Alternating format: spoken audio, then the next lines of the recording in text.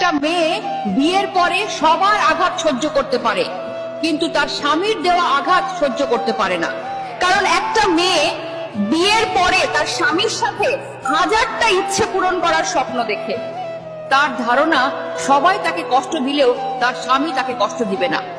স্বামী স্ত্রী শুধুমাত্র রাতে একসাথে ঘুমালে স্বামী হয়ে যায় না।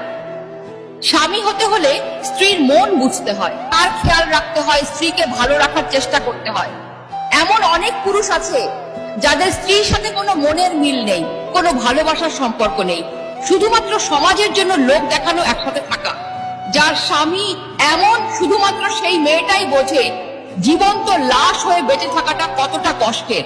প্রতিটি বিবাহিত মেয়ের স্বপ্ন, সারাদিন পাখি যেমন এদিক ওদিক ছুটে বেড়ায়, আবার দিন শেষে ঘরে ফিরে ঠিক তেমনি দিন শেষে তার স্বামীও ঘরে ফিরবে, তার সাথে সুখ দুঃখের গল্প করবে, তাকে বুকে নিয়ে ঘুমাবে। কিন্তু আফসোস, সব মেয়ের ভাগ্যে তা স্ত্রীকে বোঝার ক্ষমতা স্বামীর থাকে না। স্বামীরা শুধু নারীদের চিৎকার চেঁচামেচি, তাদের অপমান করাটাই দেখতে পায়। কিন্তু ঝগড়ার পরে স্ত্রীর চোখের জল, স্ত্রীর কান্না, স্ত্রীর মন খারাপ, স্ত্রীর রাত জেগে চিন্তা করাটা তাদের চোখ এড়িয়ে যায়। একজন নারীকে তার স্বামীকে সত্যিই সবসময় কাছে চায়, আপন ভাবে সমস্ত কিছু বলতে চায়, কোনো বিপদে প্রথমে তাকেই পাশে চায়। এটা বোঝার ক্ষমতা বোধহয় স্বামীদের কোনোদিনই হবে না। আপনারা কি একমত আমার সাথে?